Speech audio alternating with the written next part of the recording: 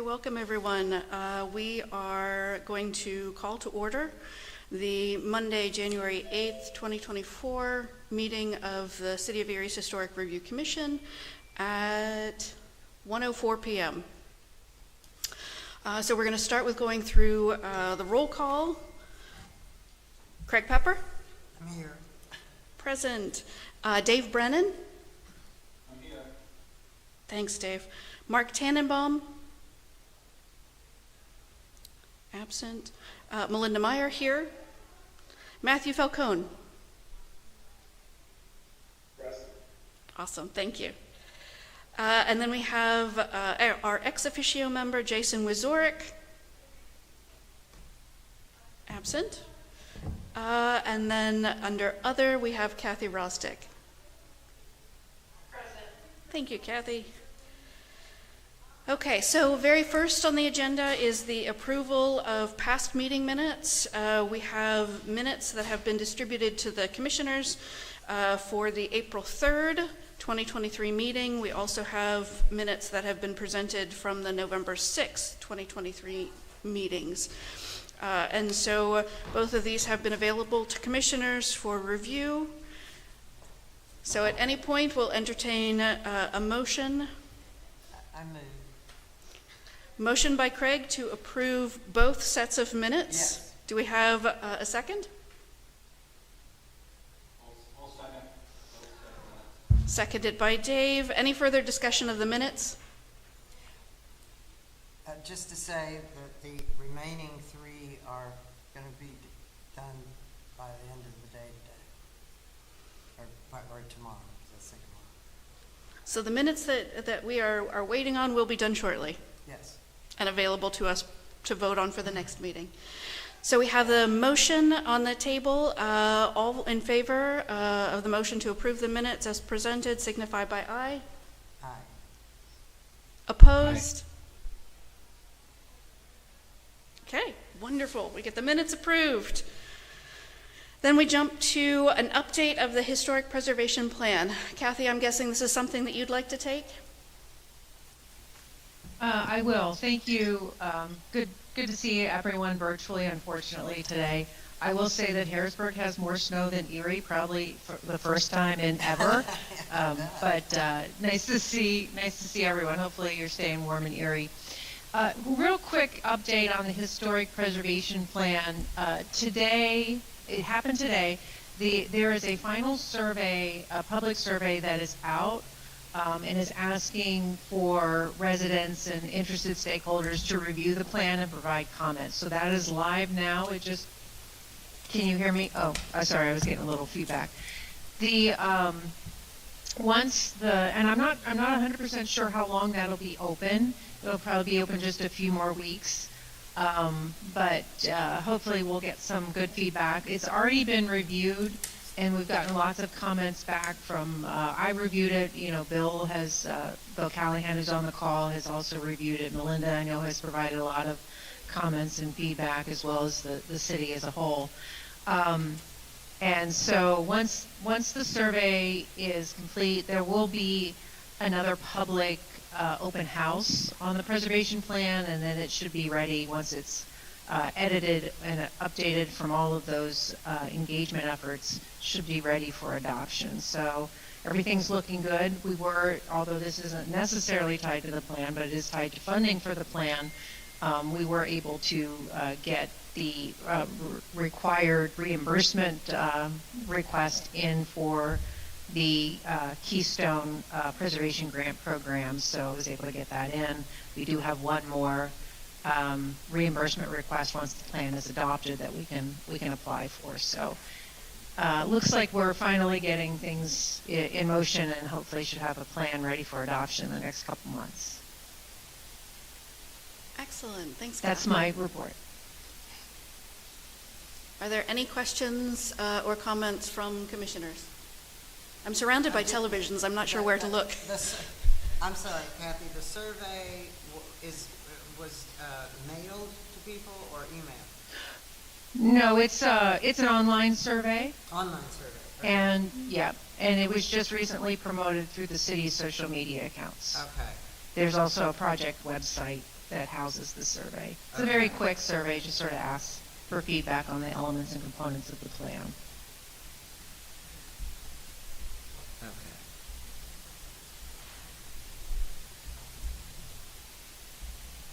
Any other questions, Okay. comments All right, from, thanks, thank you. from commissioners? Okay, hearing none. Again, thank you, Kathy, for the update and your work to get the survey up and published. We jump then to new business, and the first item on the agenda under new business is we do have a resignation to discuss. And Kathy, I don't know if that's something you want to handle or if that's something you would like me to handle. This is Just a it. quick The acknowledgement. correspondence came to you directly, Melinda. If you want to handle that, that'd be fine. And I guess we should have had introductions for Matthew on the agenda as well. So maybe we could do both at the same time. Absolutely. So we've got, we want to thank Jeff Zalonis, who is was one of the first members of the Historic Review Commission. Jeff served with the commission for its first 2 years, was incredibly diligent in reviewing materials, incredibly active with participating in public meetings related to the Historic Preservation Plan and public meetings related to the designation of historic properties. And so we just want to thank Jeff for his 2 years of service. So yes, Kathy, what you alluded to, he has actually been, his vacancy has actually been filled. It was a mayoral appointment, and so our new commission member is Matthew Falcone. So while we thank Jeff, in the same sentences we're thanking Jeff for his time here on the Historic Review Commission, we're welcoming Matthew as a new commission member. So welcome, Matthew. So, It's wonderful to be here. Matthew, would you like to say anything? Would you like to introduce yourself at all? Sure. I'm happy to. I served as a commissioner for the city of Pittsburgh HRC for the better part of a decade, and I currently sit on the Pennsylvania State Historic Board as well. I'm very happy to be able to serve in this role and give back to the city of Erie. And I think I'm following along very closely over the past couple of years as the city's taken tremendous steps towards historic preservation and adopting the ordinance and putting together a plan. I live in Frontier, and it's absolutely wonderful to see that things have progressed to the point that they have. And I'm very excited to see how things unfold over the next couple of years. Well, thank you. We're glad to have you joining us. Yes, and can you tell me again, what was your statewide preservation affiliation? I didn't hear it. Oh, sorry, my voice is a little cracky. But I sit on the state's Historic Preservation Board. Sure. They're the body that helps set policy for the state of Pennsylvania, as well as review National Register nominations. Great.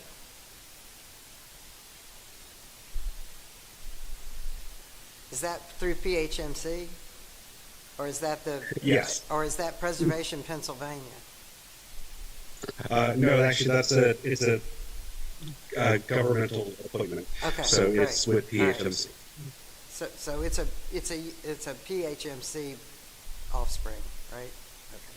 Yes. Thank you. Would you like to introduce yourself, Craig? Yeah, nice to meet you, Matt. I'm Gene Craig Pepper. It's a pleasure to meet you. And I've been affiliated with a lot of those organizations as well, so that's why. Nice to make your acquaintance. Look forward to getting to know you. Pleasure to meet you as well. Dave, would you like to introduce yourself? Yes, Dave Brennan. I've been on the commission for a couple of years since the start now, and I also was on the task force that was created to envision the HRC. So welcome aboard, and we're looking forward to a lot of good work going forward here. Thank you.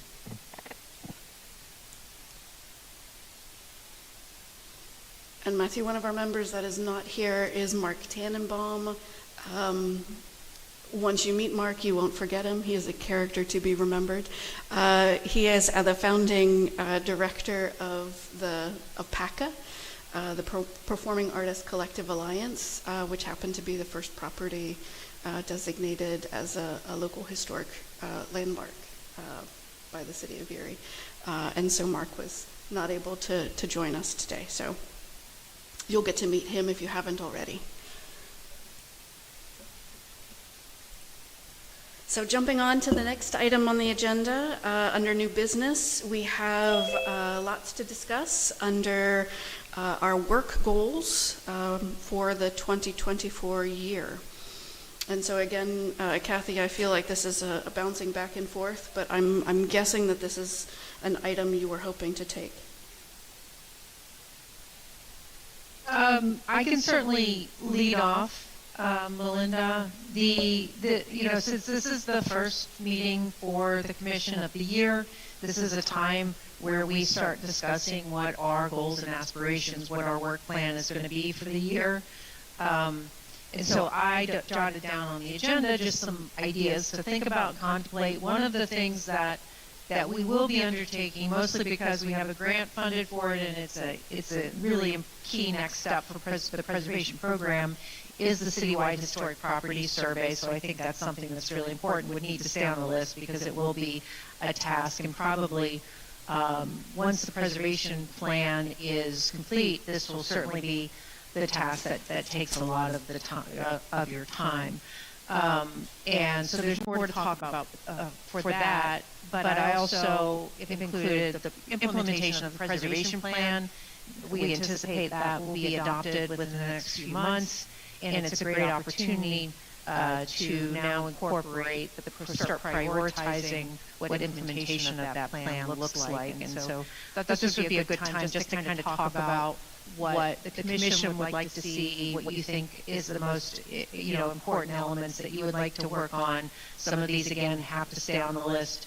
I would also like to hear more about training that you would like to see brought to the commission.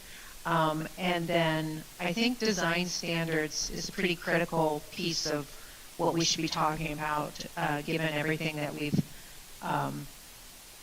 discussed about the grant program and moving forward with really solidifying the review process for the historic preservation overlay and making sure that we have the standards that are needed. That is one missing piece of the overlay. It's really high concept right now, but really drilling down and developing some design standards and some protocols for how properties will be reviewed and viewed by the HRC is critical. So these are more suggestions for the commission, and I thought this would be a good opportunity to get your feedback and thoughts on what's being proposed. Or more specificity too, if there's something specific that you'd like to make sure we drill down on. Well, just to start the conversation, I just want to note that the continued training for the Historic Review Commission, in addition to being a requirement of the Certified Local Government Program, it is also a recommendation within the Historic Preservation Plan that is currently in draft form, right? We know it's not yet a final document, but hopefully within the next couple of months will be. So the ongoing or continuing training and education for the Historic Review Commission members is included in that plan as a recommendation. Both the development of the design standards specifically for residential properties, although we know that some work needs to be done as well to kind of adopt some of the commercial standards. That too is one of the recommendations of the Historic Preservation Plan, and the citywide historic property survey is also a recommendation. So all three of those items, just by simply having them on our list, we are indeed moving forward with at least select recommendations of the draft Historic Preservation Plan. And should note that the Citywide Historic Properties Survey has actually been requested, something that has been requested by the State Historic Preservation Office for at least 5 or 6 years. Bill can correct me, it may actually be longer than that. So all of these Longer than things are right in line with this draft historic preservation plan. Are we also going to focus on the local districts? I mean, I think, wasn't that something that sort of got lost in the shuffle a little bit? I know we have some nominations that have been made, but I think a lot of these homeowners that are very happy with what they are being granted, et cetera, would be prime targets to reapproach for local designation in their neighborhoods. That is something that is the purview of the Historic Review Commission, and is one of our significant tasks or to-dos. What do the rest of you think? Dave, Matthew? Matthew, I know you're brand new, but you've got tons of experience behind you. Or Bill. Bill, do you want to jump in?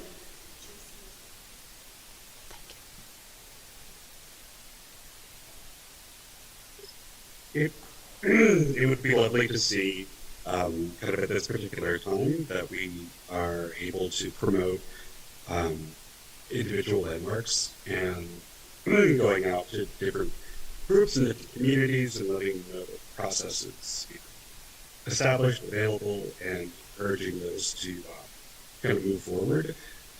It also might be a good opportunity for us to have some conversations with different folks within the city of Erie and see if there are any prospective individual landmarks, city-owned properties.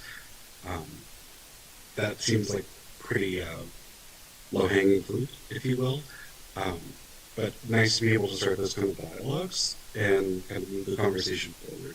Because I know that the process of landmarking can take quite a while, but I think that being able to see kind of a trickle and then, perhaps I know there's having conversations around districts can be a little bit more complicated, but certainly with individual landmarks, it seems like a good kind of good step to take.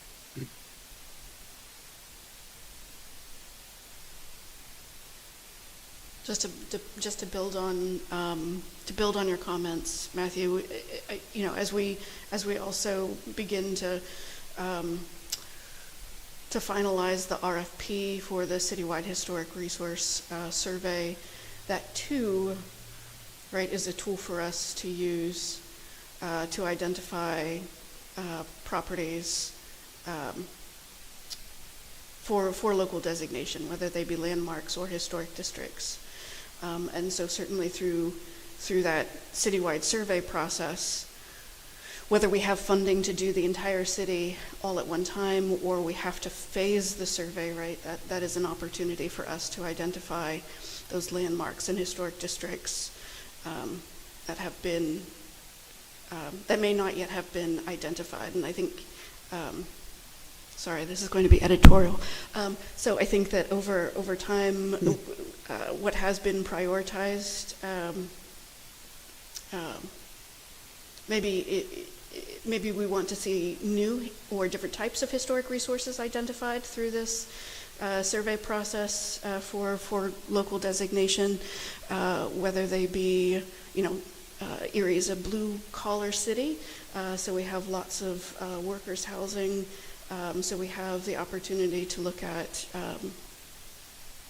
those neighborhoods where our workers who worked on 12th Street and in other industries, industrial corridors throughout the city may have lived. We, of course, have different, as a city that has welcomed immigrants for many, many years, we have, different ethnic communities throughout the city that may not have been looked at previously as significant historic resources. We certainly have our African American population and African American neighborhoods. So there are different different types of historic resources that perhaps have been overlooked in the past that we can certainly do a better job going forward to identify and highlight through the survey process and then through our own process here with local designation of landmarks and historic districts. Sorry, that was editorial.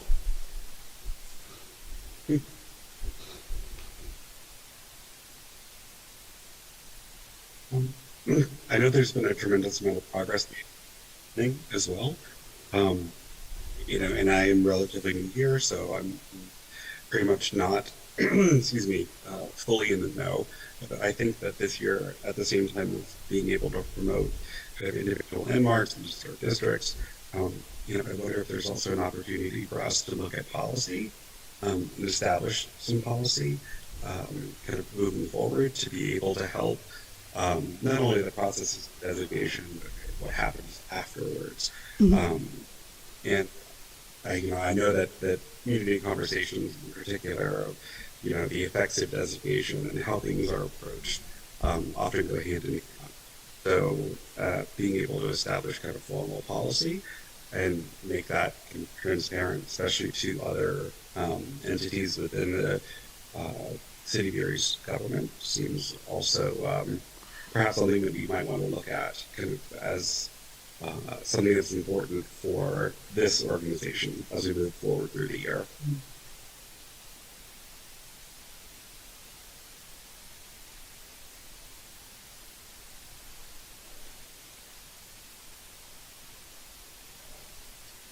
Linda, I don't know if we're still just general comments and way forward here. Mm-hmm.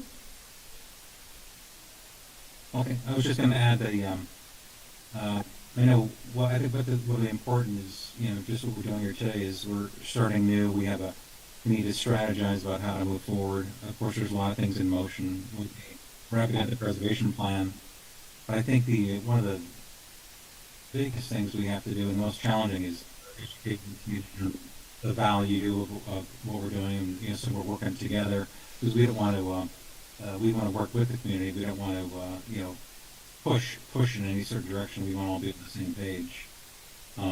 Same thing. That'll be the trick. I know a lot of the meetings that we had for the preservation plan, they weren't really well attended. Of course, some of them were, but I think it's always a challenge of how to, how to get the word out and really be on the same page with the community.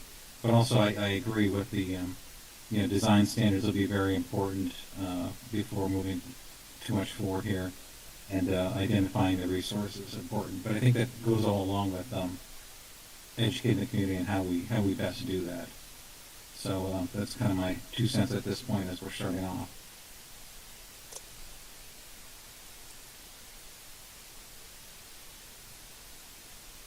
Are we thinking of having like focus committees or, in other words, a couple of people who on our commission that kind of focus on like local districts versus design, et cetera, that could meet separate from the big meetings to have ideas to present type of thing?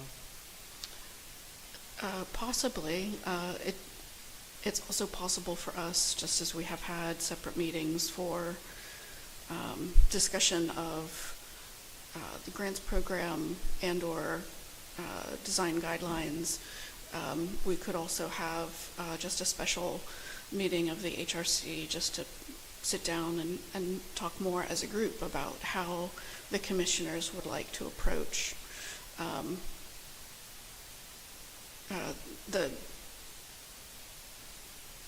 conversations that need to happen with property owners and or the community with specific historic resources. Opinions about that? Yeah, and that's what I was referencing when I say strategizing is, how do we go about, I know there's the priorities are laid out in the preservation plan, but how do we go about that? What's the best method? Do we have committees? All the above. We need to, kind of walk through it and see what we want to do. So it sounds like some work sessions would be in our future, scheduling some work sessions for commissioners. Above and beyond or separate from our monthly meetings. Mark, thank you. You are now marked as present. Oh. Mark in charge of first committee since he's late.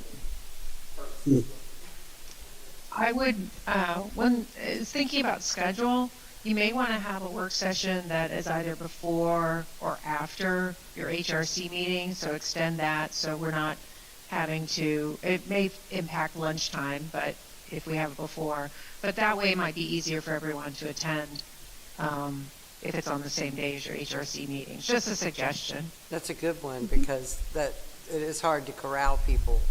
So that makes a lot of sense. So would we like, and this might be too much detail for this particular meeting, but if we were to add a work session to, let's say, noon, and then the HRC meeting officially begins at 1, would we like to do that for every HRC meeting? Would we like to do that as needed? Would we like to simply schedule that for every other? I mean, there are lots of different options here, and of course we have a lot on the Commission's plate, as this program is still a brand new program for the city. So there's still a lot of work ahead of us and decisions to be made. Well, I think now we really need a lot of meetings. Now, once we get a lot of these things established, I don't think that maybe we would find that we only want to have 3 work sessions a year or whatever, but it seems that right now, basically, if we had work sessions in the past, I think that would have been a healthy thing, and we wouldn't be, sort of thinking that maybe we could have done a better job. So, I'm all for them, and I like Kathy's idea, because it is easier if people already know that the first Monday they're going to be, why not include that it's lunch? We could order sandwiches or something and eat and just toss ideas around. Mondays are good for me. I agree with that, having that meeting ahead of time, and I think we just schedule it for the next few meetings, and we see where we go. I think that's a good idea, and I'm all for it. Okay.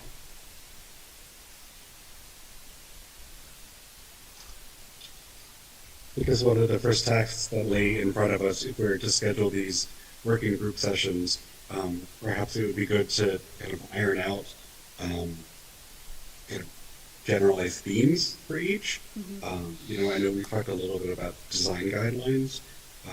Perhaps that's the next working group session that we can have, is start to dig into design guidelines a bit.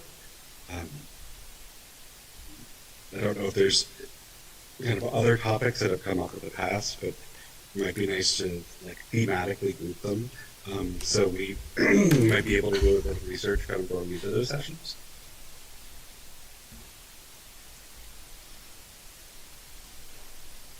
I was going to say something, but Bill's got his hand up, so. Yeah, thanks. Thank you, Kathy. Yeah, I just want to, this has been a great discussion. I appreciate it. I mean, it's really, everything that y'all are talking about, I think is real, there's a lot of weight to what you're talking about. Just real briefly, I'd like to mention, I know the city and the HRC's had a lot on its plate in the last several months. The certified local, and there are currently, I think, 3 open PA SHPO grants that the city has. But we do, our CLG project grant applications for 2024 are currently open. And the development of residential-based design guidelines would certainly be, absolutely be would be a priority for our office to be able take a look at for the city of Erie. I know it's mentioned in the preservation plan. I know it's come up with this board, with this commission on a number of occasions. So if the city chooses and there's the capacity to do so, to both apply for and then administer the grant, keep in mind that we can help pay for those design guidelines with CLG funding. The deadline for the 2024 program project grants is February 1st. So it's coming up, but that's not a complicated scope to put together that I could even help with. And I'm sorry, this would help us get someone from PHMC to come and give us guidance about design elements, or? No. I'm sorry. No, that's what I've heard the commission discuss, and what is one of the priorities in the preservation plan is the development of specific design guidance for the HRC to have in place in order to review projects as they come to the commission, which you don't have right now. The Downtown Partnership has a set of really quite good commercial design guidelines that, if I were you, I'd just use for commercial properties. But there's nothing directly associated with residential properties. So we do have, Jackie wants to say something about specifically, I think, the CLG opportunity, grant opportunity. Yes, if the HRC is interested in pursuing that CLG grant, which I know has been mentioned previously in these meetings, then the city has a grant team now that can quickly put that together and hopefully meet the deadline for the February 1st with your help, Bill. Just kind of waiting for the go-ahead to notify the grant team at the city. Do you need a motion from the commission? Not formally, we don't have to do that, but if you'd like to make it formal, go ahead. Well, I just don't know what's needed. So if you need interest, that is something that we have talked about as commissioners, using this next CLG opportunity to pursue funding to develop the residential design guidelines. I can see Craig's head bobbing. Mark's head is bobbing. Dave and Matthew, are you also in favor of this? I see thumbs up. Excellent. Dave's bobbing. Okay, we've got resounding yes without a motion, but you've got a yes.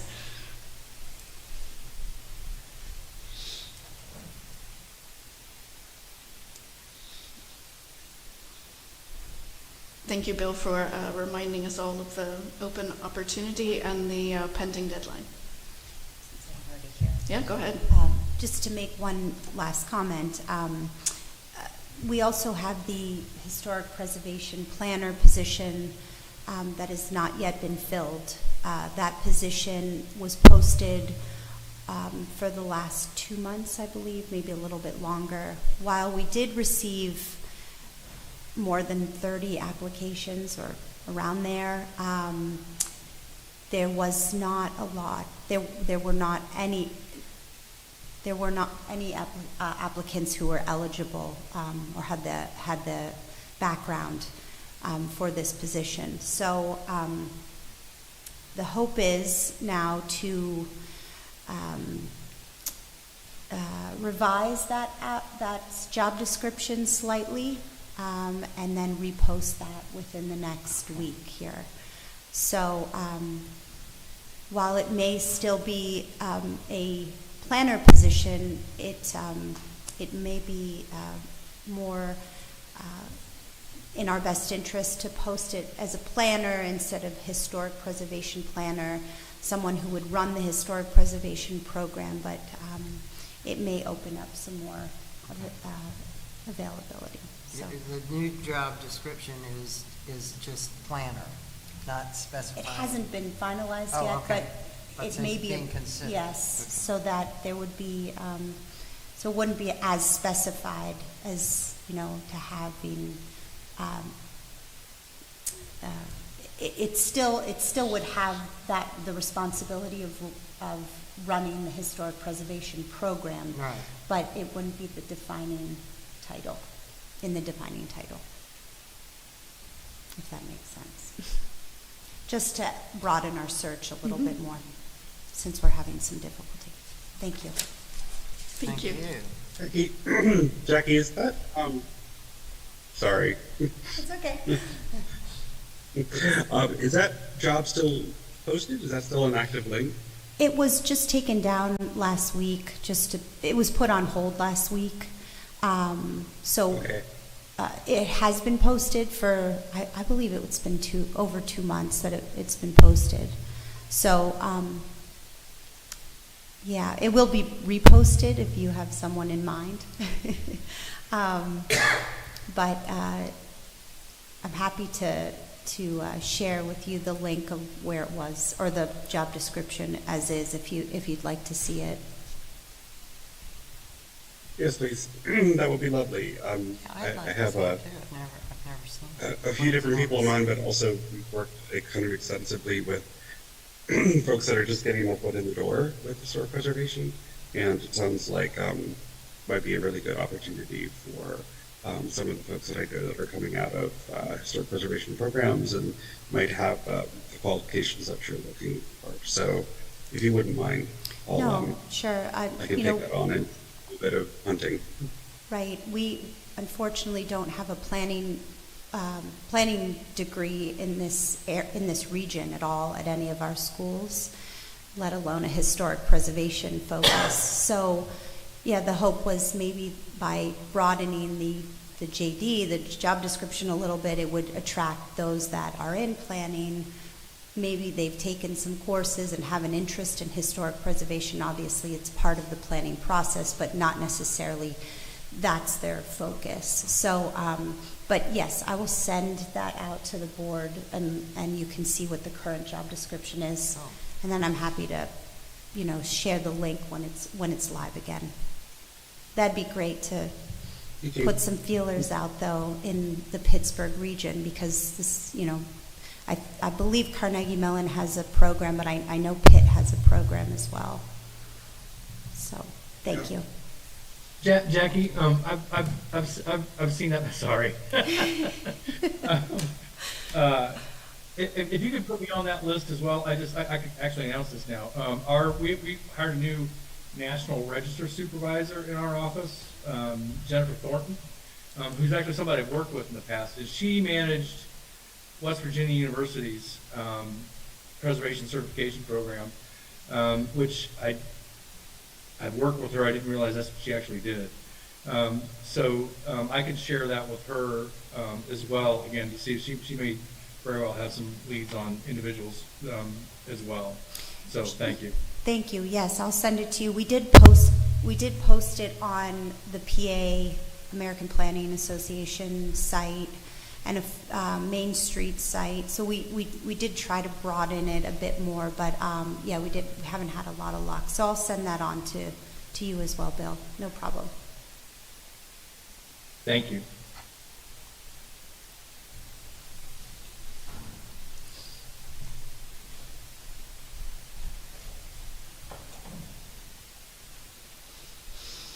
So just quickly, just running through the notes that have been collected over the course of this conversation.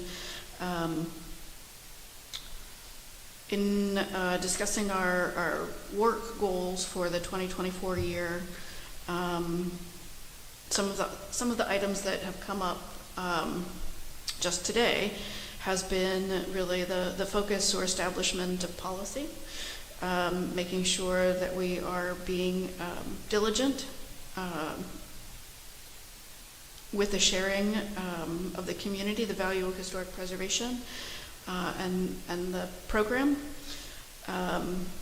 We've approved the city moving forward with the 2024 CLG project grant application proposal that would seek funds to develop residential design guidelines, and we have kind of all agreed to work sessions being scheduled at noon, the days of our regularly scheduled meetings, and we'll do that until we don't think we have to meet at noon before every regularly scheduled meeting.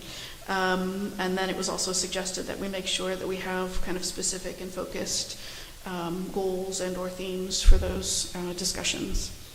Depending on how quickly we're moving, I know that Kathy has mentioned that on her to-do list within the next, perhaps this week or next week, is development of the RFP for the citywide historic properties survey.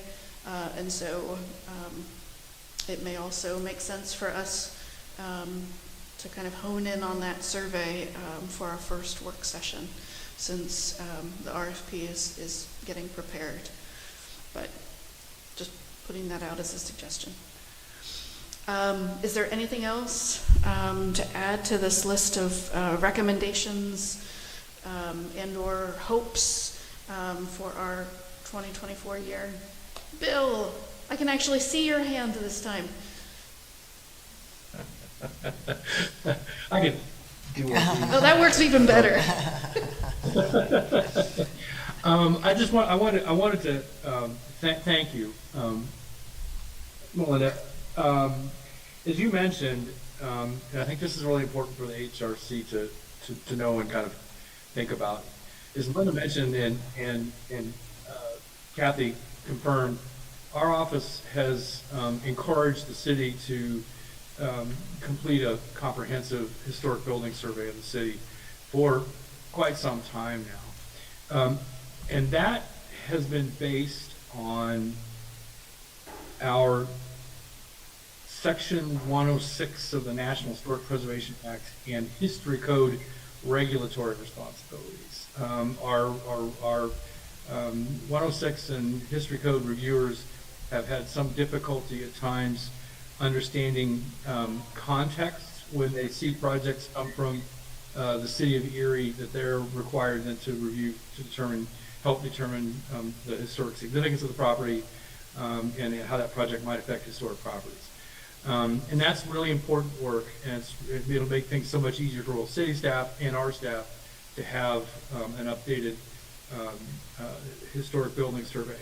But I want to emphasize to the HRC, and I love our regulatory people. I started in this career with the jobs that they have a very specific point of view on what kinds of properties can and should be understood as historic within the framework of the regulatory program. It's not wrong, but it's also different from what your point of view is probably going to be. So I encourage everybody on the commission to make sure that you're engaged in the historic property survey program once it's up and running, because there's going to be a significant public engagement component to it because we require that. And of course the city would want to do it anyway.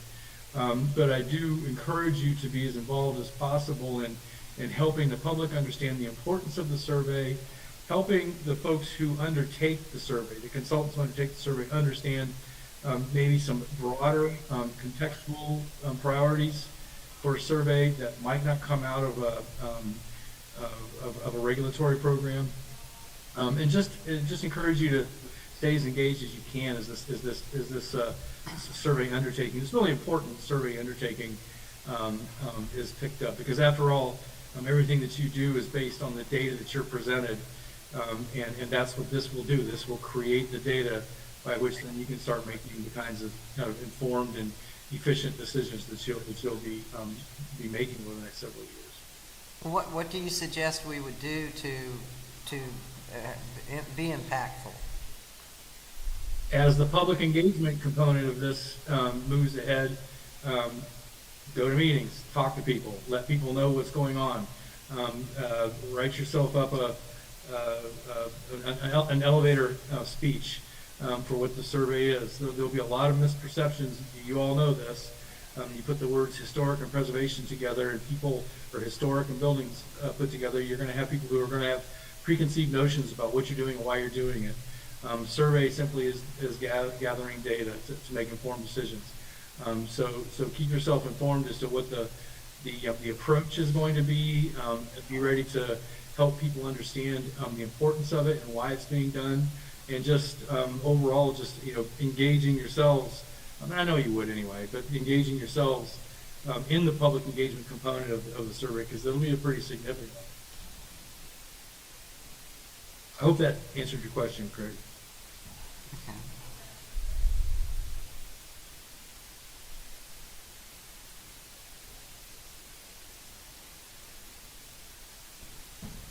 And since I've stunned you all into silence, I'll also bring up once again, not bring up once, but talk a little bit about the CLG program again. I haven't looked at the preservation plan since I think September, and honestly I was impressed. I was impressed with the work that was done at the city level with the HRC and with staff, and also in the findings and the kind of straightforward narrative that Lakota put together for it. I think it's a really good plan. I think it's going to be a good tool for the HRC to use. Much of what you've discussed today are goals within the plan, so you'll have every bit of defensible reasons to follow whichever of these goals that fits the narrative, fits the projects that you talked about today in that plan. And there's a little bit of guidance in there too, so it's not, you don't have to just start from scratch. But one of the things I wanted to mention is, if you recall, the CLG program also makes available to you training opportunities.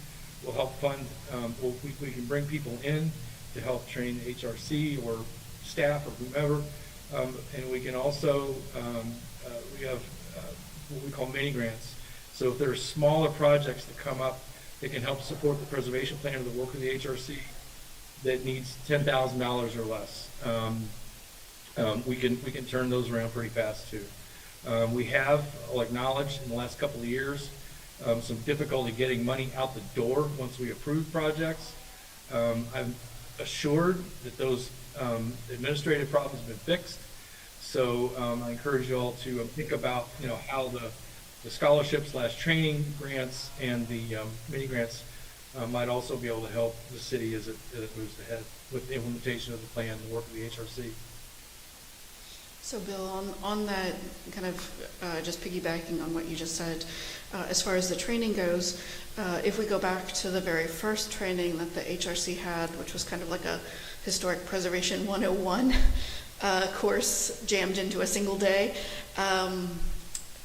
after that training, those that were in attendance had expressed interest in kind of continuing with, there was one part of the day where one of the presenters had just a series of examples of projects that were proposed in other communities that either the HRC or the PARB had to review and determine whether or not they aligned with the design guidelines of that community. And so those that were present really benefited and got a lot out of that portion of that first training session. And so that was something that was requested at that time, right?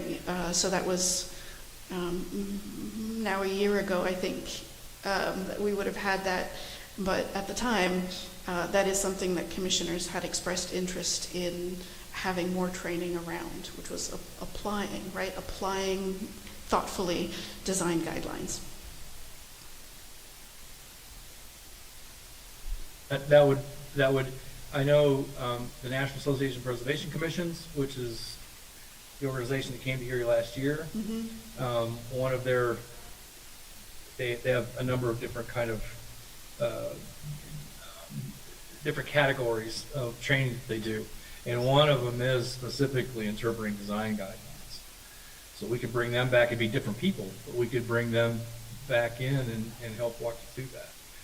I can do that too, but I'm not nearly as good at it, and I'm also a lot more boring than they are. So I would suggest that might be something we want to look at, is another NAPC camp training that focuses specifically on interpreting design guidelines.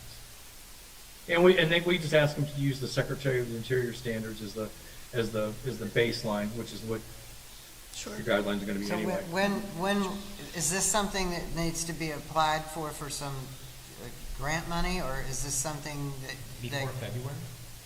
No, this one is not before February. Correct, Bill? This is an ongoing, kind of until the funding runs out? Sorry, yeah, that's right. So the project grants, or the big annual grants, up to $25,000 that I would encourage the city, well, you've already voted on now, to apply for certified local government funding to put together a set of design guidelines that the HRC can use.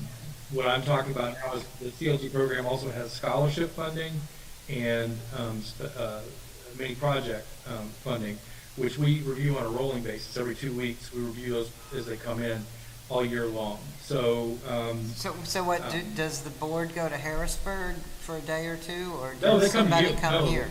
no, they would, no. NAPC brings in experts from all over the country, and they'll come to you. If our commission said we wanted that, correct? Mhm. It's the same, so back in either early 2022 or late in 2021, we had our first training. We had probably 3 or 4 different historic preservation professionals, some with planning experience, some with consulting experience, right? They varied, but they came and spent the day with us. Again, that was more of a historic preservation 101 training. So they looked at,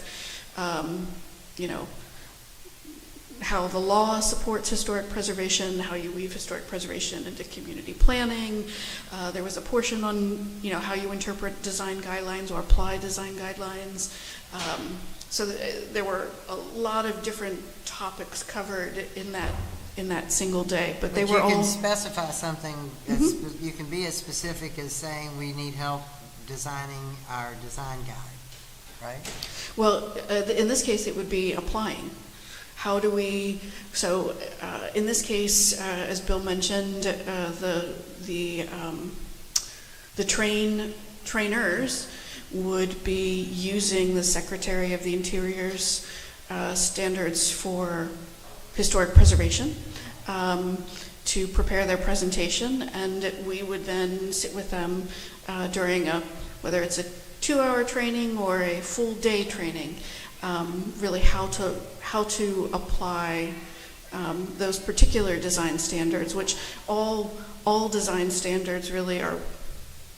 That's a foundational document for all design standards. Really is the Secretary of the Interior standards. So, as when you develop community-specific design guidelines, basically, you're applying additional levels of specificity to the Secretary of the Interior's guidelines. So that's why that makes sense, Bill, that would be the foundational document that they would use. But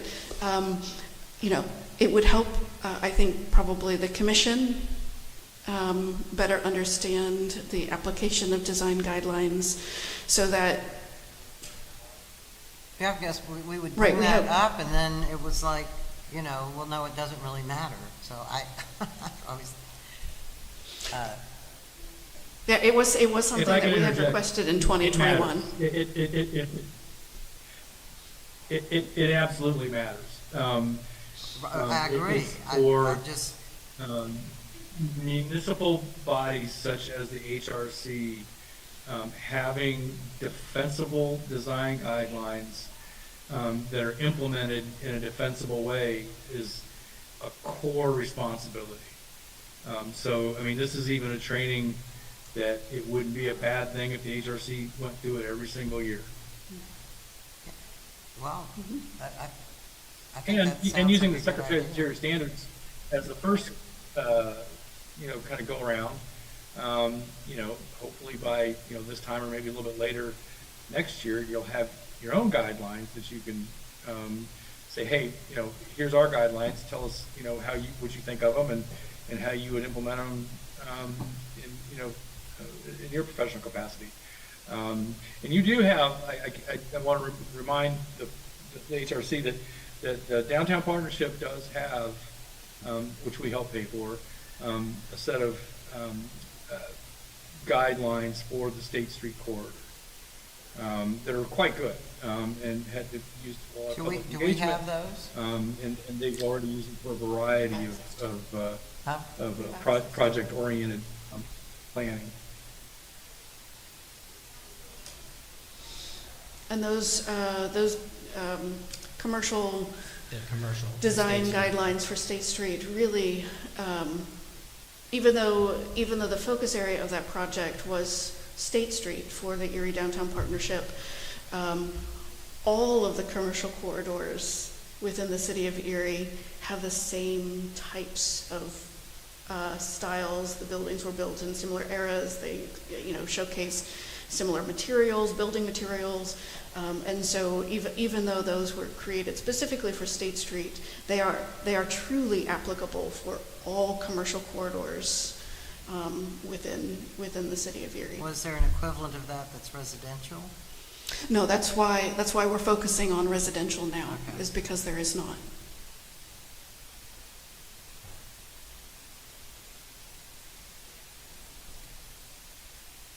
Well, so, Bill, are you offering you'd help us put together that kind of training in very near future?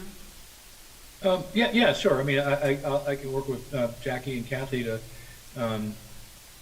put in an application for us to help pay for, if you want to use NAPC again, and to the extent it's necessary, work with city staff on and the HRC on NAPC will tailor the training to Erie's needs.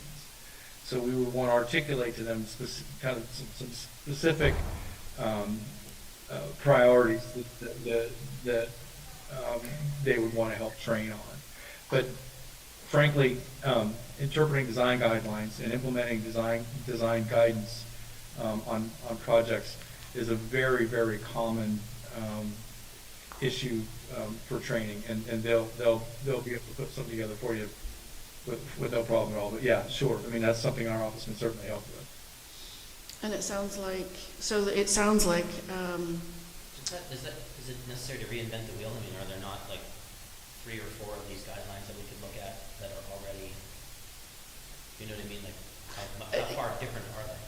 yes, for the development of the residential guidelines, absolutely. They have to already exist. Any consulting team that would be hired to work on that project would have had experience in other communities developing residential design guidelines, and could certainly pull that into a project for the city of Erie without question.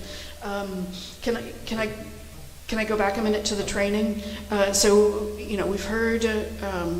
I'm certainly supportive of it, having one of our training opportunities for this 2024 year focused on the application of design guidelines. Craig has also reinforced that. Our other commissioners, Mark, Dave, Matthew, are you also in agreement that should be one of our first training opportunities? Kathy, what do you think? I agree. Oh, I'm sorry, Dave. I'm sorry. That's almost all we did in Pittsburgh. Like every HRC session, some of which would last for 6 or 7 hours, was just applying design guidelines to different projects. I'm wondering if maybe one of the working group sessions that we have set as a goal for ourselves, I would like to see, or have it be some sort of like dry run, where different projects are kind of put before us, and we're able to kind of apply those guidelines, as not in real time with real projects, but for perspective issues that maybe NACP has come up with, or something like that. So there's not just an opportunity to learn about how it's done, but actually an opportunity to kind of work through different scenarios. I think that would be really helpful, because Melinda's absolutely right. Like, once you have a set of design guidelines for commerce, for residential, they can be kind of universally applicable. but there's a lot that can come out depending on what the project is or what somebody's trying to do. So I think that the process of actually going through kind of mock applications or something like that would be tremendously beneficial. And that's actually exactly what was requested following the last, because the 30 or 45-minute training session that we had, that was part of that one day, that Historic Preservation 101. The presenter actually had probably 5 or 6 different real-life projects that had been reviewed at some point, in some community by either an HRC or a HARB. And so instead of actually walking us through what they did, they provide us with like the details of the project and said, okay, as a group, like apply the Secretary of the Interior standards to this project, and what are you going to be asking for? What questions do you have? Do you think does it meet those design guidelines? So, yeah, Matthew, you're spot on with actually exactly what the commission members that attended the training had wanted to see happen. So, Okay, so do we want Excellent. to ask Bill to help put something together? well, I don't know that asking Bill is our next step. It could be, but I think probably that the commission will work through the planning department and Jackie and or Kathy. And I promise I'm not electric. Oh. It might, Oh, phones? I don't think it's good. sorry, we're trying to determine where the electrical humming is coming from. Okay. Thank you. Thank you. Found it. So our next step is to work, yes, with Jackie and or Kathy and or a combination of both, so that we submit to the SHPO, their CLG program, our request for funding for a training program that would be focused on design guidelines. Okay, well, then what do we do next? So I think just like we all agreed that a noontime work session would be in order for the next few meetings, just like we approved our 2024 CLG application. Right. Right? We just verbally said, yes, we'd like this to happen. And we've got nodding heads over in the corner, so we're all good. All right, good. It's here, it's great. Okay. I don't know if there's anything else. So going through this list, right, we've identified what our first training, what we'd like it to be. The Citywide Historic Properties Survey, Kathy, based on an email I think I saw maybe a week or so ago, you're going to be working on the RFP to go out to bid for a consultant to work on the historic properties survey. Is that accurate? So that It is, and we have an agenda item to discuss that a little bit more later on. Oh, thank you. Oh, I'm so meeting, sorry. too. Mhm. That's all right. And then we've already said that, yes, thumbs up to the using the 2024 CLG project grant opportunity to pursue funding for the development of specifically residential design guidelines. Okay. So it looks as if we've covered everything in B. Are there any final comments under new business item B?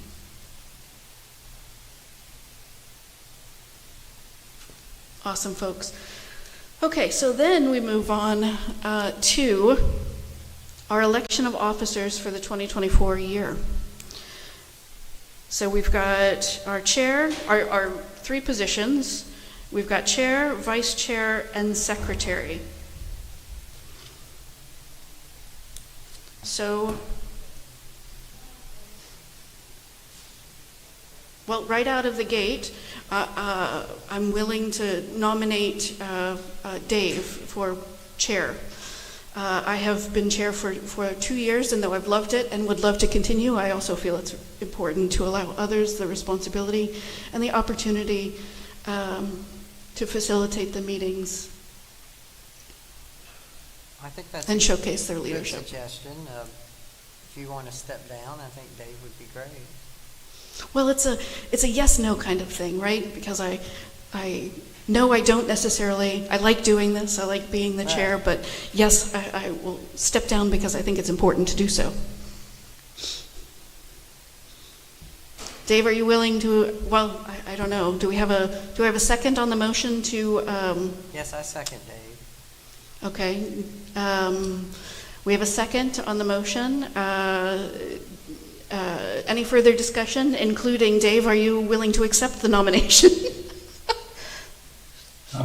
Yes, I'm willing. I'm definitely looking forward to jump in and get a lot of challenges, and we've come a long way. Now we just need to see where we're going next. And I think this first meeting is really a good start to where we're going in the future, and a lot of important things that we're working on right now. So I would gladly accept.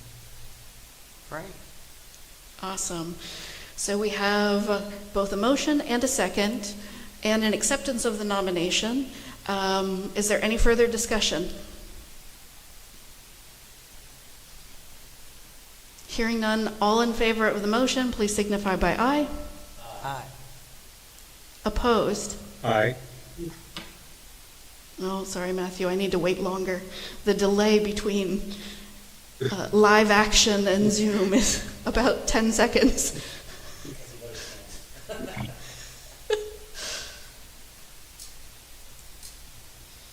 Okay, next is the election of vice chair.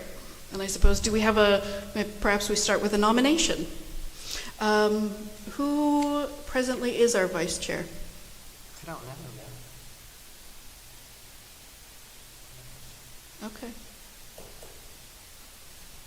Wait, is it Dave? Actually, I think at this point, Dave takes over the meeting, Melinda, too. Oh, well, then Dave, So you're you on. get I don't know who the vice chair is. Is that Dave?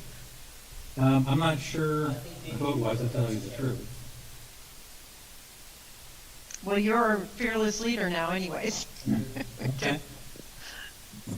Okay, so we have the vice chair and the secretary. So the question is, are there any nominations for vice chair or anyone that would like to volunteer for vice chair?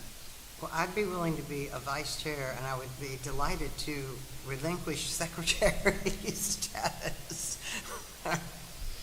But Okay. if someone else wants it, that's great too. I would be interested if it's,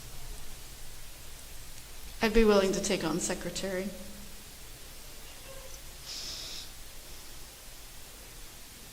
Okay, so 1 second, I'm just getting my some notes here.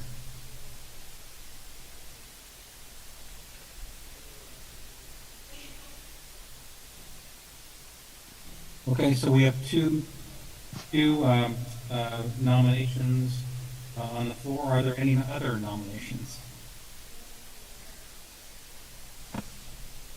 Okay.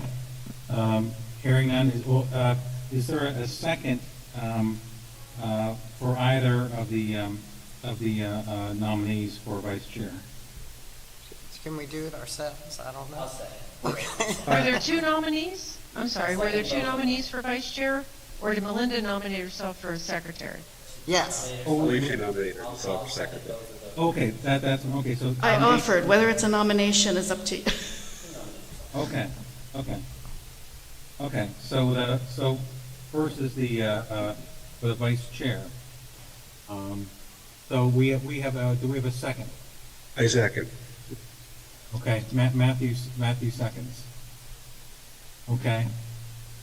So with any other, we'll have a vote now. If we want to, like to say yay for this nomination. All Aye. yeas? Aye. Yay? Okay. It's kind of hard to hear from with the delay. You had So I apologize. yays, 3 It yays was here. all yays. Yeah, it sounds like we have the majority, so I apologize for being on Teams here. So we now have a new secretary for a new vice chair for the Historical Review Commission. Okay, we'll move on to the next one with Melinda as the secretary. Is there a second for Melinda as secretary? I second. Okay, Matthew. Blow out your Matthew eardrums. seconds. No, my phone is far away too. Sorry, Dave, we had some really loud feedback here that was very disruptive. I don't think we heard anything that you said. Yeah, I am But if sorry, Melinda being there's some secretary. communication here, because it's delayed, because it's like a 10-second delay, so I apologize for not being there in person. But I was asking for a second for Melinda as the secretary. A second for you to be secretary? Yes, I second. Okay, so we have a second for Melinda. So we want to go to a vote. Yay, please speak now. Yes. Yay. Yay. Okay. So it sounds like we have a majority. So congratulations, Melinda, as secretary. Okay. Yeah, it's kind of hard to conduct a meeting from online here, so I apologize for that because of the distortion here. Okay. Next on the agenda, is any other issues that we want to go over on the agenda for today? There's the Ask a question out of ignorance. Do we have a set of either bylaws for the commission or operating procedures? We do indeed. We Yes. Okay. I know I'm very new kind of in all of this, but if somebody wouldn't mind sending those over to me, I'd be very appreciative of it. Yeah, we'll I'll definitely. send those to you, Matt. Thank you, Kathy. I'd like a set too. Thanks. Send them. It's a new year. Everyone gets everyone gets them for their files. Okay.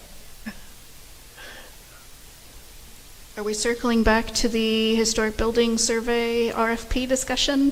Item D on the Yeah. agenda? Yeah, 1 second.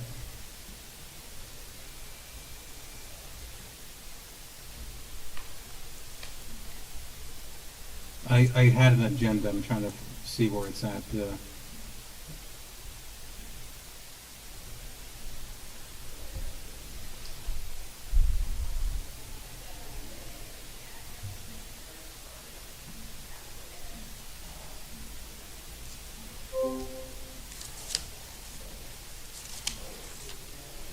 The only other item, Dave, was the historic building survey RFP discussion and then adjournment if you can't find it. Okay. Yeah, I just found it now. I apologize. I Okay. was shuffling around like 10 different things. Mm-hmm. So the historic building survey for the RFP, I know Kathy mentioned it earlier. We had a little bit of discussion. Did you want to talk about that further? Yeah, I just wanted to give everyone an update, and one of the reasons that I had asked Bill to be on the call is just to get some early feedback and direction from the HRC as I'm going to start drafting the RFP so you can review it hopefully at your next meeting. I have some examples that had already been collected prior to Chris's departure, but just to kind of talk through, Bill, I was hoping you could tease out some information from the HRC that would be most beneficial as I draft the RFP for the survey. We do have, I haven't, and I was hoping, Bill, maybe you could clarify, we do have 2 Keystone Preservation grants totaling $50,000 for grants, and then a match of $50,000, so $100,000 for the survey. In addition to, I believe we also have a CLG grant for survey work. So I don't know if the total is 100,000 and the CLG was going to be match, or if we're at 112,500. It would be good just to, and either you know this or we can talk offline to figure it out, but that's about where we're at, is $112,000 for the survey. And then I also just want to talk about, if it's not necessarily citywide, I thought Melinda brought up some really good points of some priorities that she, you may bubble up, but where do we request the survey to be started? Where should the focus be? So we start defining that in the RFP. I can certainly pull the preservation plan goals, but anyway, just thought, Bill, what other things should we be asking, or what should we be talking about? Do you know off the top of your head now the budget question I have, or are we at 100 or are we at 112? I don't remember what the CLG grant was for. It was 12,500. It was 12,500. Okay. Yeah. So that's 3 grants. So you've got 112,500 from us. The CLG grant would only need to be matched at 10%. To Keystone grants, of course, are 1-to-1 cash match. Yeah. So and the city would, I would structure this as obviously a single project with 3 different funding sources. So you're gonna, there'll be a need to keep the receipts and reimbursement requests separate for each of these grants. Unfortunately, that'll be a complication. But I don't think it's certainly not, it's not like we haven't done it before, or seen it before. Oh, okay. That's good to know. This is, but real high level, do you typically see an invoice with 3 different categories, or are we getting separate invoices for each that can be applied to each grant? All 3 of these are reimbursable grants. Each grant's going to have its own number. Okay. So you're going to want to associate each reimbursement request with each individual grant number. Okay. So we're going to need separate invoices that will go towards to us. Yes. Yeah. Okay. Yep. All right. That'll be. I know that sounds complicated, but it's a lot less complicated than trying to combine them all and do it as that could actually be a fiasco. It's a little bit more work up front to save work in the end, I guess is what. Okay. All right. That's helpful. We don't need to get that deep. I found that interesting. Could you then talk about, what are some key information that we should be feeding into the RFP that's very specific to Erie and things like that? Yeah, that's a great question. And what it boils down to is, in terms of the RFP, the important elements are going to be identifying, as you mentioned, Kathy, identifying where in the city you want to focus on, and you've got a great comprehensive plan that makes some recommendations about some data that's needed in different neighborhoods, the way the neighborhoods are divided. The preservation plan also has some great, even though it's still in draft form, that information is still valid to be able to help prioritize in a defensible way the areas that you want to survey. The other piece of that methodology would be just a basic, and any consultant who's done survey before will be able to do this. You're going to want to establish parameters for what's actually going to be surveyed. What are the limitations and biases of the survey? What kinds of information do you want to get out of the survey? Some of that's going to be, since we're the funder, some of that's dictated by our rule. Well, most of it actually is probably why reinvent the wheel is going to be informed by our requirements for what we need out of the survey. That would be the easiest approach. There's other kinds of information or other kinds of priorities that HRC, the city, would like to see come out of the survey. That's perfectly fine, and we can tailor the data input to take into account just about anything. Something that's gotten fairly common recently has been, a focus obviously on underrepresented communities, trying to identify where those communities are or have been, and resources that might still reflect those those stories. All landscape features, streetscape features. Erie's got some great open spaces that I think deserve some specified attention. And I know there's more that you all would know better than me, but you can create that scope of work to reflect whatever your priorities are in the city. And then the third piece, and so you got the where, kind of what, but then the last piece is that public engagement component.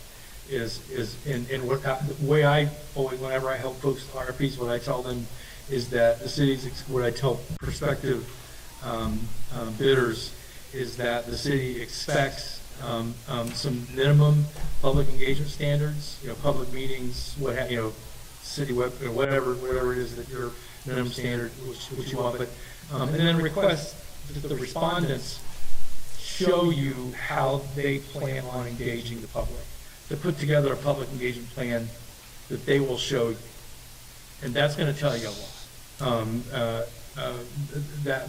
They will either be able to tell you what their past experience has been, and how they've gone about doing it, and what kind of successes they've had, or they're not going to be able to. And then you'll have the information to know how you want to do that. That's especially important if we're going to focus on. We should certainly focus more, obviously, these kind of untold stories, these underrepresented stories that have representation on the landscape. We need to identify. That public engagement piece is going to be critical to those efforts. I think that's really important. Yeah, I like how how pulling out how they would approach the underrepresented communities, I think is really fascinating, interesting, and I think that honestly just the history with what the city has been able to do over the past 6 years in engagement is probably will help the consultants. Absolutely. Yeah, Absolutely. they have a very they've been so highly involved with the neighborhoods. What about there's this interest because we do have a lot of funding for demolition. So how do you weave in property conditions? So identifying ones that are. That's a great question. That's a great question because conditions. And can we do that? Well, the way condition in terms of like doing a historic building survey and evaluating historic buildings for their significance, condition does not equal integrity. So you're going, and this is something else you can ask the consultant to provide you, is some basic understanding of interpretation of integrity. Some of it you're going to have to give them. What is the HRC, city, some of the previous public engagement efforts that you've had. What level of physical integrity do you want to see prioritized when you are surveying and also then evaluating properties for potential either local designation, national register designation? What is that baseline? And that's comes into, you would call it limitations and biases. The limitation is there's certain aspects of integrity that you have to see. Some that you might not necessarily see. Becomes even, again, this is a critical component of addressing untold stories, underrepresented communities, because traditionally those communities tend to have a lesser degree of physical historic integrity than traditionally accepted preservation criteria for integrity. So it's got to be a very careful approach on how to go about that. And you're probably not going to get that specificity to begin with, because that's why we're doing the survey. The survey will help inform that body of knowledge. Bill, can I ask a then question? Use to prioritize the places that have of historic integrity. Bill, and significance. Can I ask Sure, you something yes. real quick? Of course. Mark said earlier, do you there at PHMC have example of other surveys for cities around our size, like Allentown or Bethlehem, or some of our like What are we? We have a category. What is it? Third class. Third class, yeah. cities. For other third-class cities There- that we could look at. This is a foundational preservation activity. Every city does this. Every place does this. Sure, we could share survey reports with you from Pittsburgh, from Scranton, but honestly, it wouldn't tell you much. It would tell you a lot about those places, but not a whole lot about what you need and what the expectations would be for your survey. Well, I just would be curious to see what sorts of things other cities around our size emphasized in their survey. Are they something I can see online, or? I don't know. The city of Pittsburgh has a number of historic building surveys online. You can just Google Architectural Survey City of Pittsburgh and it'll pop up. You'll see their reports. So This PHMC is- wouldn't be this is able to a- help us with this- that? Is that what you're saying? We can help, I mean, sure. We can put together, I can help you put together, I can help Kathy, I think that's kind of what we're doing right now, put together a scope of work to put into the RFP. This is a foundational exercise. Any consultant that responds to this, they're gonna know exactly what to do. I did have another question, Bill, about use, land use of the property and surveying that. There's an interest from the city to get a sort of a snapshot of how properties are being used, but I also see its importance in identifying legacy businesses potentially, and potentially problems in regulation. So is land use a typical survey question, or is it something that we could add it is. easily? Yeah. Yeah, you can add that easily. You can have both historic use and current use. Sure. Okay. Because I think that would be valuable on a number of different levels, Absolutely. particularly No. when we look at zoning issues and other sort of land use You can, policy. I mean, really, seriously, you've got a pretty good chunk of money here to do your first Yeah. survey. So you can tailor this any way you want, and I would ask for more rather than less this Yeah. first time out, and then you'll know, what the, what works. Okay. And one thing I should mention, once you kind of decide where you want to go, this is a nuts and bolts piece of it. You're going to want to identify the neighborhoods and give a rough count on how many buildings are there, because that's survey is a labor intensive activity. So they're going to want to know how many buildings we expect or we're going to have to look at.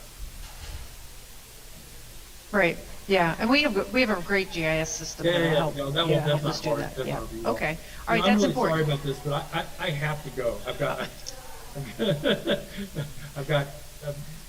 I have to go. Thanks, Bill. My pleasure. We can talk some more about this. Thank you, Bill. HRC is doing good stuff. I'm looking forward to working with you all for the next year. Okay. Thanks, Bill. Bye-bye.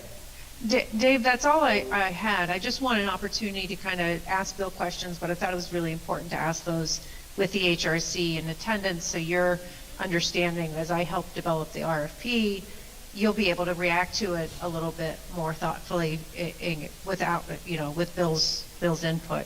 So what I'll do next is for our work session now in February is I'll draft an RFP. I'll highlight some of the sections and I'll send that to you in advance of the meeting so you have an opportunity to review it. This is going back to Craig's question. It's not really this. We've gotten a couple of different example RFPs that I'll use, but they'll be influenced by what we talked about today, as well as my local knowledge of Erie, and I'll translate that into hopefully a good draft for your review next That'd be February, the first Monday in February, which is coming up very soon. Which is what day? Quick question though. Okay. Do we know the date? I'll check. Let me check. Yeah. It's at February 5th The 5th? is the next meeting. Mhm. Yes. So at noon now with the work session and then regular meeting. And would the work session be in that little room in there? Probably to be determined. I believe the work session needs room to off be of this held bill, in- off of this room, that nice conference room? No, we'll need to hold it in an open session because you have a quorum. There won't be any decision-making, but you do have to hold it in an open session. So it'll be in that room. So we'll just where be you're at here, today, so we right. should order sandwiches or something here for lunch, I right? have to see about the budget. It may be a brown bag, Oh, okay. so bring your own. That's something Maybe- we typically maybe do, I but can- I'll I be can happy spring for the to- first to lunch. sponsor lunch for our first day. Everyone like pizza? I don't know. I will come with sandwiches. Have a little potluck. Kathy, I had a question. Jimmy Yeah. John's. Everybody like Jimmy John's? Depending They on the deliver. scope, It's as you all good. mentioned, land use and other things, you know, the more we ask, the more costly it'll be. We'll, if we, of course, the more information, the better. So is there any limit to that, information that we request, or do we put it out for bid and landing into, according to our funding? I would suggest that we put in as much as you want to ask, and see how far that take you. What we could do is just to do optional add-ons, just to get a value. Right. So we can either do it, I'm not sure, I haven't thought this much through, so we could either do, we want all of this information collected and tell us how much of the city you will cover with that information, and then we just add on or reduce the size of the geographical area that we cover, or base level of information, try to get the entire city, and add-ons are additional information. I honestly don't think it's going to be that much more to say, tell us what the land use is that you're seeing, and tell us what the condition of the building. I don't think that's going to be a huge cost. It's a few extra minutes at the site. The historic legacy research may take a little longer, but I don't know, Matthew, if you have more experience, if you agree with that assessment. No, that's very much on point. So I'll give you some options and we can discuss them during the work sessions, and then that's really what that's for. Just my gut saying let's develop a survey that meets our needs and see how much of the city it will cover. I think it'll cover a lot, and then if we have to add on, we can go after additional funds later on, or just hit the priority areas. My gut now at this time, Dave. Okay, sounds good. Any other comments regarding the survey RFP? So I just wanted to mention two things quickly. One is because there was an understanding that the citywide survey was necessary, as we discussed earlier, it was actually included in the draft historic preservation plan as a recommendation, and so there's information in that draft plan regarding a potential approach. So initially, before 2 Keystone Historic Preservation grants were awarded, there very much was a need to phase the citywide survey, and so the Historic Preservation Plan takes the map that was originally developed through Erie Refocused and does kind of prioritize areas of the city for the citywide historic survey. So I would definitely recommend taking a look at the pages of the draft historic preservation plan that pertain to the citywide survey in developing the content of the RFP. And the second point is that multiple surveys have been done of the city of Erie, and so there was, of course, a 1982 inventory that was updated in 2014 by Preservation Erie. There has also been an industrial resource survey conducted of the 12th Street corridor. So there are multiple existing surveys that have been completed, or inventories, I should say, because survey results in either data and or an inventory of historic resources. And so there are multiple existing surveys that have been done, and that data will definitely be important for the consultants that are hired to use, but more importantly to perhaps even include it in the RFP as a reference, that there are multiple surveys that have been completed available that will be or can be available to the consultants. Yeah. I went Great. before county We'll council. certainly do that. It's a and the great- first one. great We're into the recommendation. 80s. Sounds good. Well, any other comments or questions about the RFP discussion? Seeing none, I think that was the last item on our agenda. Is there any other items to discuss that we didn't discuss that anyone wants to spend a few seconds on here? Seeing none, I think we're done with the meeting today. Our next, is there something else, Matthew, or somebody? No, just to say I motion to adjourn the meeting. Okay, great. Is there a second? Second. What was that? I'm Second. sorry. Motion to adjourn. Oh, okay. Melinda? And the vote to adjourn the meeting? Yes, aye. Yes. Aye. Aye, okay. Melinda, Great. do you Well, have thank you, everybody. copies of I those appreciate it, surveys? Can you and get your hands on looking those? forward to the next meeting where I can actually be there and communicate more fluently, so I appreciate everyone's understanding. Right. Great. Thank you. Craig, I did take minutes, so, You're off the hook. I did. okay, well, we tag teamed it. We should be good. Great, thank you so much, everybody. Thanks, Kathy. Thanks, everybody. Thanks. Bye. See everyone. Bye.